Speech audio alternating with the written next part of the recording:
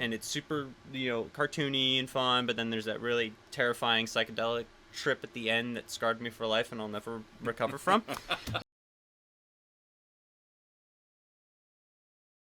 Welcome back to Pork Chops, Rice, and Peaches. Here's a little inside baseball moment. The whole thing got started by what we're doing right now.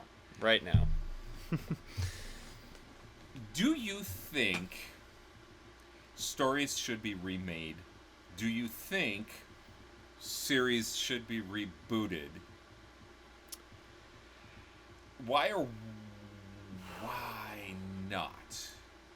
It, like so many things, really depends on the situation. It really does. There are stories that I think can be remade. I think there are stories that should be remade. And then I think there are stories that should be left the way they are.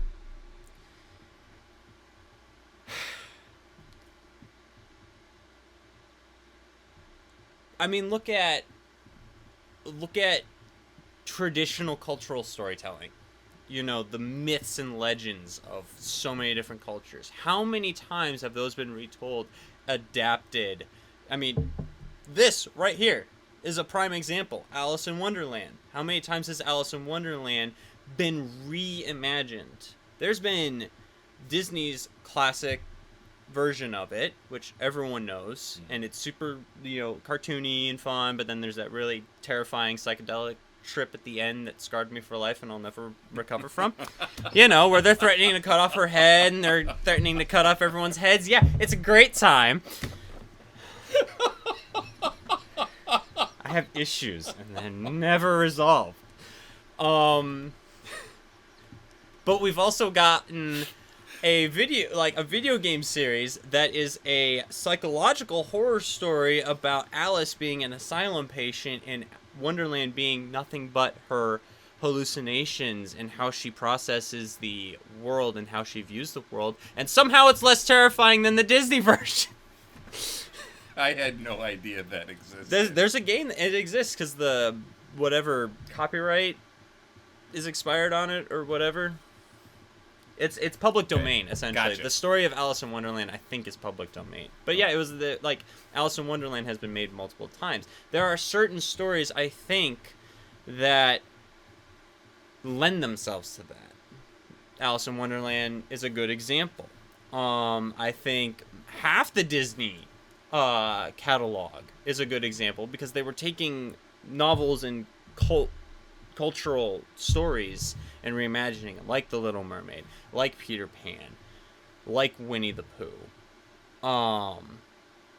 which also just entered the public domain, so expect to see a lot of Winnie the Pooh stuff coming to remakes and reboots.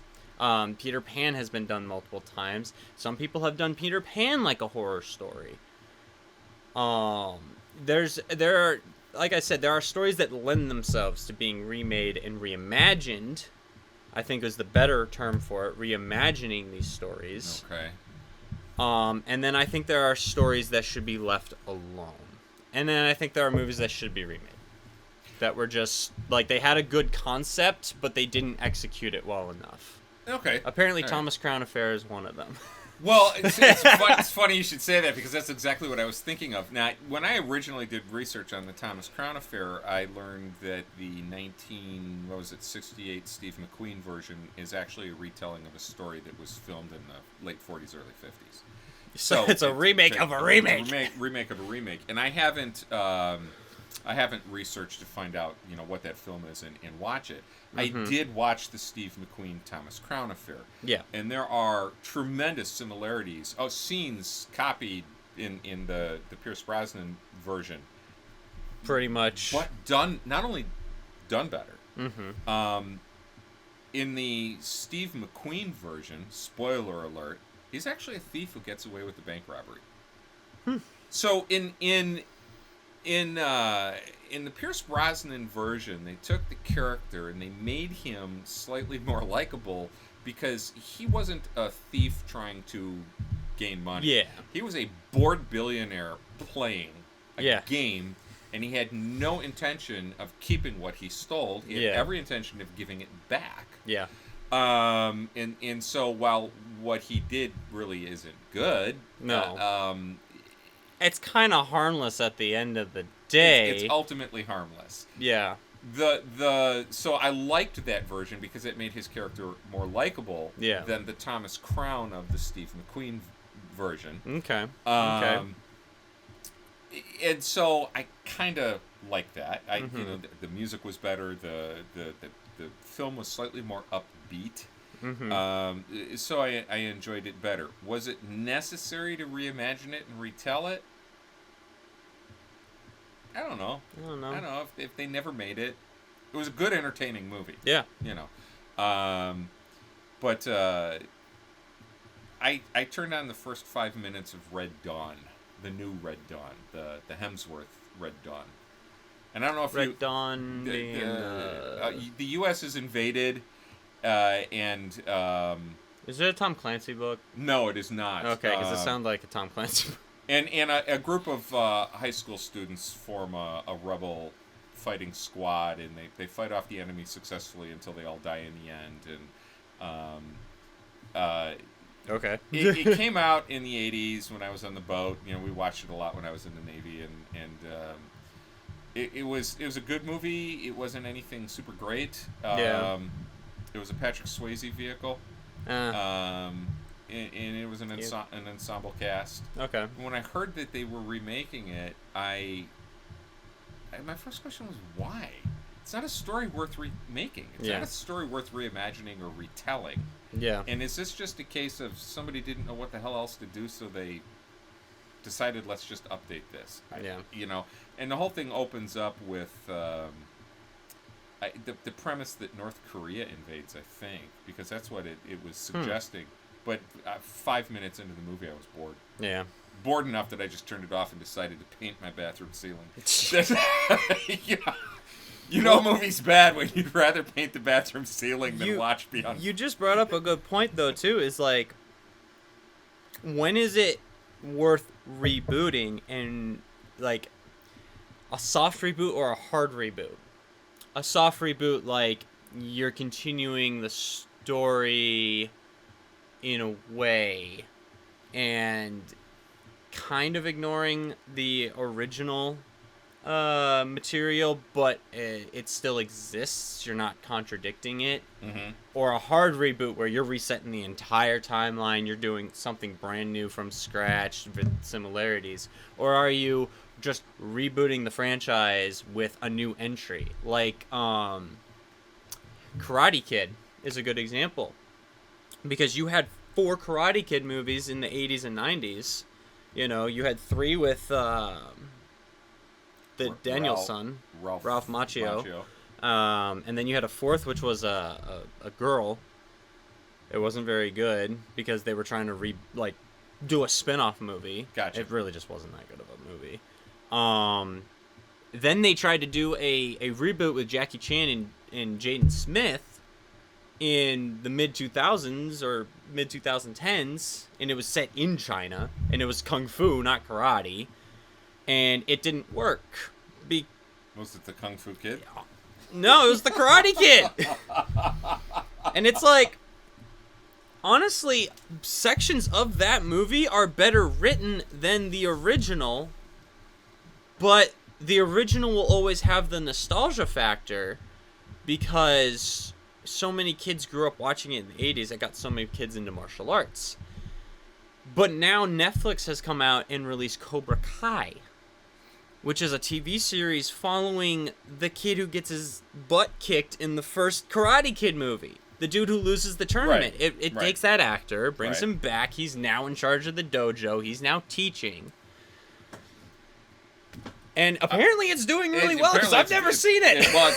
It's very successful. It's very successful. People season 4 love or it. 5 now. And So that's not a remake. It's kind of a reboot of the series It's an because extension. Ralph. Yeah, it's No, an it's just an extension. extension. Because, I mean, it's kind of kickstarting it back up. So you could say it's a reboot of the interest, and you're Okay. rebooting That's the what series you're saying. back up. No, Yeah, that's interesting. You're redefining the idea of a reboot with that. I think it has to be because of how many different types of reboots there are, and how many different types of remakes and continuations there are.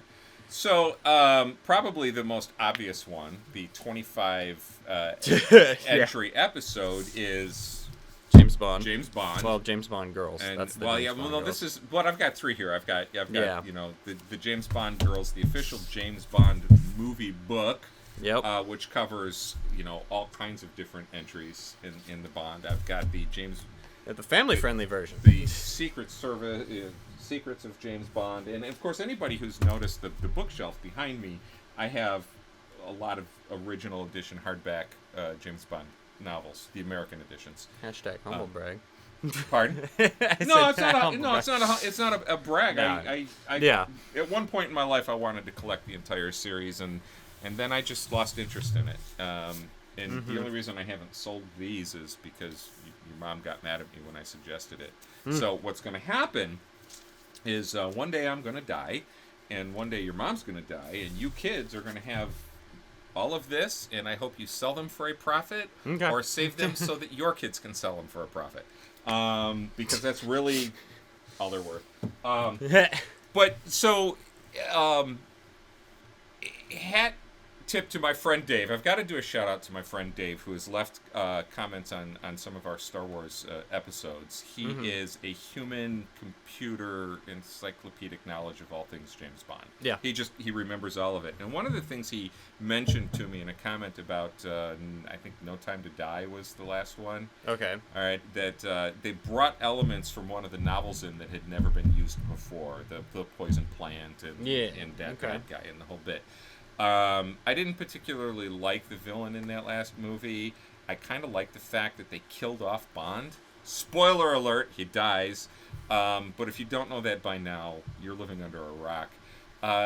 So we get this this story arc in the Daniel Craig James Bond movies, going from when he first gets his 00 to when he loses his life. Yeah. And it was really wonderful character development. It was nice to see that whole thing play out. But honestly, if they never filmed another James Bond movie again, I'd be perfectly happy. I don't know how you reboot or restart the series after that, because Daniel Craig's Bond had the best action, and it was the best acting of any Bond series.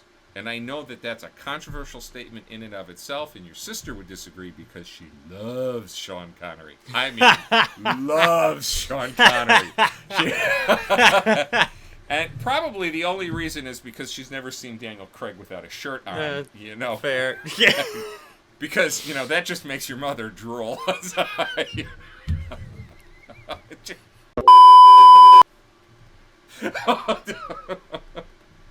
Oh my gosh. Never has a torture sequence in a movie been more erotic than apparently women watching Daniel Craig get his balls slapped around by a rope with a monkey fist on it. Chastising me last episode about family friendly. You can edit that out. I will censor a couple things. Hide your kids. Before you turn on this episode, apparently. Yeah. But I see your point. James Bond, it would be hard to reboot or reimagine, start a new Bond series. Yes. Without, I mean, even if you started completely from scratch and told a brand new Bond story. What would be the point? Exactly. Well, and so when you had Connery step away from the role the first time, George Lazenby came in. Lazenby just picked up and ran with it. It wasn't an origin story. It was just a continuation. It was just a continuation. Connery comes back for Fat Bond, and he... Yep. And he just continued the role, right?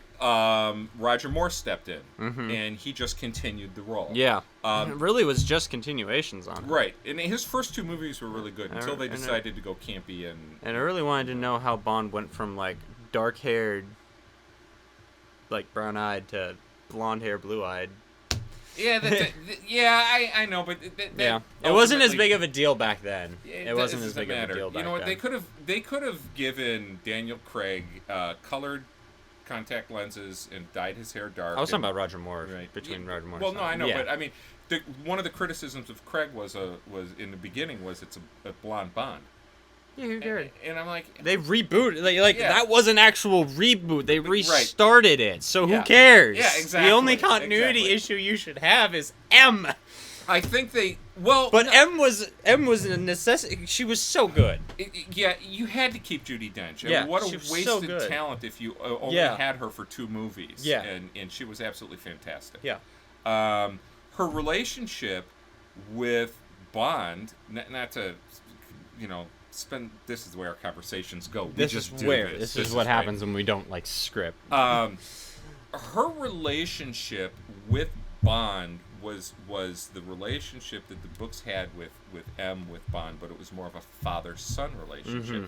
But they didn't make her a father-son. It was a mother-son relationship, and she, quite honestly, was far more ruthless than M ever was. The Bernard Lee, because she was brutal. Yeah. You ever break into my apartment again, I'll have you shot. Yeah. She's a hard ass. She was. She was a delight. Oh, yeah. So, in that case, I really do like what they did, with that. As a reboot, as a remake. So I wonder, some of these remakes, is it just a cash grab? Is it just people? Right. And those are the movies that I think are kind of a waste. But here's then the list on this reboot conversation. What movies should never be remade? Mm-hmm. Yeah, what movies should never be remade? Because, thinking about what we have coming up, you've mentioned, because we have Highlander, a Highlander reboot. My only request for the Highlander reboot, because Highlander was campy, goofy, had a little bit of dark humor out of the Gurgan, and is just a popcorn flick at the end of the day. It was a cool concept. Probably not the best done. The best part about that movie, to me, is the Queen soundtrack. Okay. If they don't bring back the Queen soundtrack for the remake, I am going to be very upset. But you're bringing in Henry Cavill, who is way taller than the dude, way bigger than the dude. He plays Superman. Right. You have Superman as your new Highlander. Okay. All right. It's someone who could probably actually do a Scottish accent because he's from England, not France. Okay. I think, we do have a couple instances, and it's being, if I'm not mistaken, the director is the guy who directed John Wick. Okay. We could get a nice action-heavy, kind of brutal, kind of gritty, fun.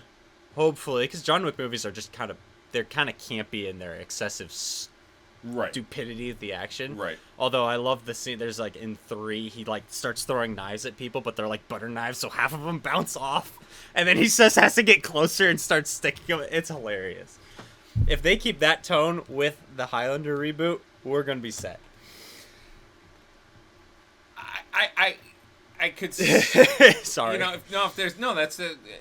If there's better action, right? The quality of fighting and stunt choreography in movies has improved so dramatically. Oh, yeah. With the addition of and the introduction of martial arts based fighting, it just makes it far more interesting. Yeah. Story-wise, I watched most of the television series, and the television series was better than the movie series. It was, but then there was a movie, the 5th movie or whatever, had both of them, and I'm like, how is this supposed to work? He won in the first movie. He won. It was over.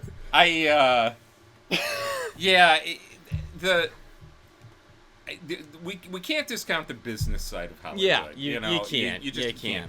Movies that should never be remade. I've never seen the second 12 Angry Men, and I can't criticize it, but I know that the Henry Fonda 12 Angry Men was so well done, I don't think it should have been touched. Okay. I don't think they should ever remake To Kill a Mockingbird. Okay. That's fair. That is that's just the movie is absolutely fantastic. Okay. And that one should not be touched.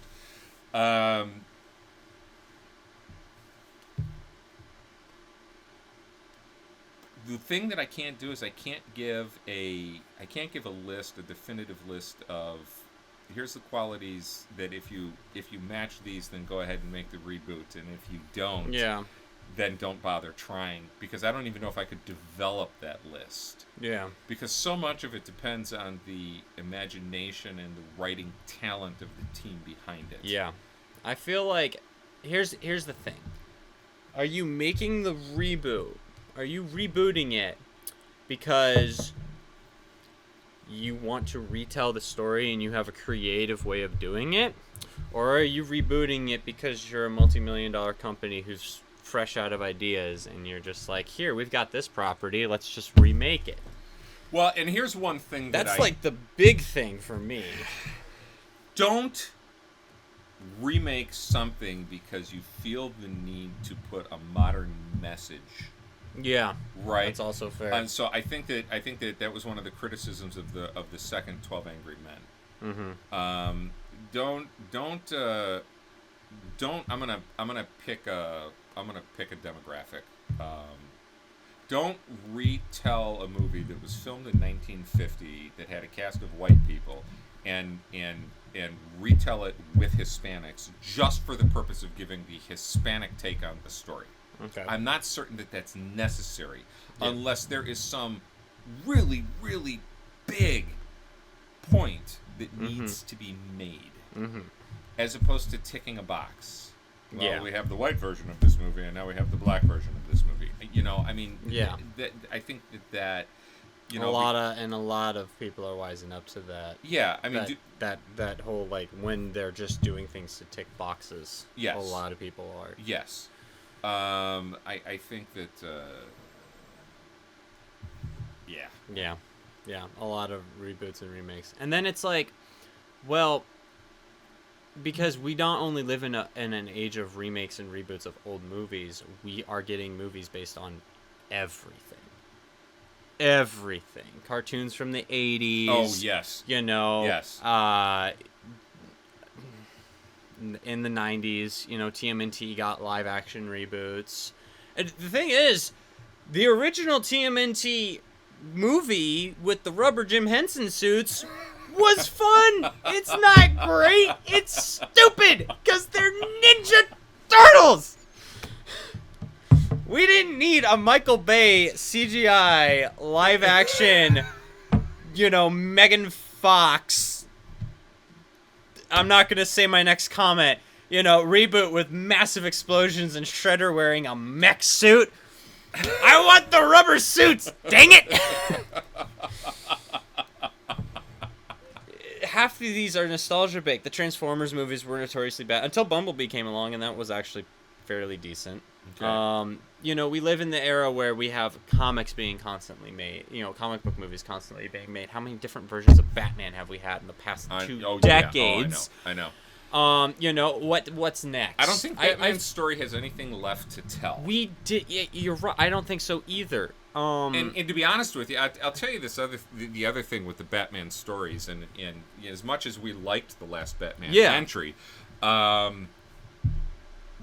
with Heath Ledger's Joker, they did a character study that was so well performed that I don't think it can be topped. Well, I don't think they should even try. Yeah, I don't know that there's any way of adding to the Batman lore and going into a character development. The only thing you can do is give him a family. Because that's what the comics had to do, is give him a family to explore. Gotcha. That is the only thing, you could really do with this, because we've seen the origin so many times. Bad Dad and Tag Along? What is it? Sure. Batman with a Batmobile with a car seat in the back. Yeah. An ejector car seat.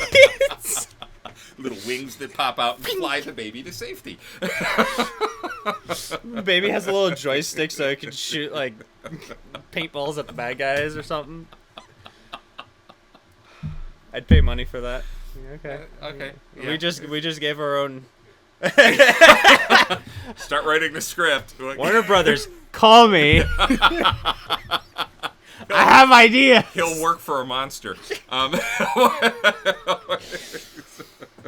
But my fear is that we had like the Lorax movie, like all these Dr. Seuss movies that are just absolute cash grabs, and it makes me worry for things like other things that we that are similar. Like I think Dr. Seuss's books are timeless. Yes. And the only time that any animation based on them was done in his style, and it was hand drawn, and it was like the 30-minute specials, like How the Grinch Stole Christmas. Right. That's an all-time classic. Yes, it is. But it was done with his supervision. Yes, it was. And say what you want about the man himself, because he's got history, but I'm talking about like cheating on his wife and whatnot. Oh, gotcha. Okay. The stories are timeless. And they're still being sold, and they're still being read. People are still sharing them. Yes. Things like Dr. Seuss books, things like Calvin and Hobbes. I would never want to see that turned into a movie. I would never want to see anything else done with it, and neither does the owner. Neither does Bill Watterson. Good. He is adamant. He was adamant about there not being plushies made. Right. Yeah, you can't get a Hobbes plushie because he thought it would deviate like a kid's perception, because it would cement in the kid's mind that Hobbes is just a stuffed toy. Right. And it completely goes against the message of the comic strip. So there are, like I said earlier, there are things that should not be remade, reimagined into a different medium. Right. I agree. And I'm adamant about Calvin and Hobbes. That was my childhood. Like I am adamant about that. Yeah. But like there's more. I would never want to see a live action version of Foxtrot. No. They tried to do a lot of things with the Far Side. They did a Far Side animated special, a couple of them in the 90s. Apparently, I just learned this the other day. I did not. I've never heard of that or seen it. A Far Side special would be Rod Serling's Night Gallery or Twilight Zone, because they're on YouTube. We should probably watch it. Let us know if you want to see a review of the Far Side animated specials. We can watch that. I'll dig that up and watch it. Well, we'll find it. Fun. I had no idea. It's Tales from the Far Side. Oh my goodness! It's like a cartoon. It's done in his style. So wow. Yeah. Okay. Interesting. Well, and there is the comeback moment for this rambling conversation. Right. But this is how Pork Chops, Rice, and Peaches got started. We just are rambling. My wife, his mother, got just probably tired of listening to sit and talk like this. Yeah. So she said, "Take it to another room, please." Yeah, and put on a camera. Yeah, it was her idea. It was her idea. When should remakes and reboots happen? I believe when there is a fresh, new story that wants to be told, not just a cash grab, and when you can actually add something to the original. Yes. Because if the original had a solid message that doesn't need to be retold, you should. Well, and you have to look at the quality of the acting performances. I mean, Gregory Peck in To Kill a Mockingbird, you can't top it. I don't care who gets on screen and tries. Leave that one alone. And so I guess really you also have to look at the quality of the performances. Yeah. Do we have actors that are going to add anything to it? Yeah. The live action Grinch. Yeah, no. It just never needed to be made. It didn't need to be made. It did not, and it was a bad story. It was a bad movie. Yeah. It was just. It really wasn't that good. Yeah. So, and there was a tremendous amount of money wasted. Yeah. On that. Yeah, and I don't know. I was thinking.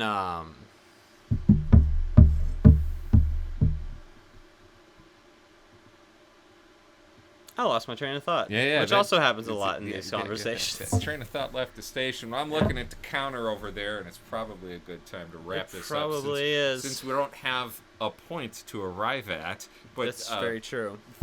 Thank you for tuning in to this episode of Pork Chops, Rice, and Peaches, where we dressed the same way as the previous episode because we turned off the camera, refilled the coffee cup, And then just started rolling And just for a conversation. roll it again. So if you like the more rambling type, let us know. If you would like to see comparisons between originals and reboots or remakes, Tell us which ones.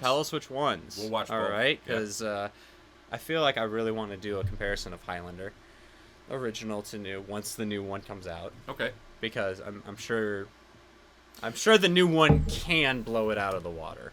We never released our Dune conversation because we That's had true. extreme technical difficulties with the Yeah. sound, which made it and so Dune. I don't know if I could sit through. I couldn't the have that first one. conversation. I don't know if I could have that conversation again. I would just tell you this: in the realm of remakes, the comment I made at the beginning of our episode of Dune still stands. The most interesting part of the evening I saw the new Dune was my car breaking down on the way to his apartment. Oh, that is going to be the that is going to be the highlight of that night. Yeah, exactly. So there we go. All right. Thanks. Thank you for tuning in. We'll see you next time.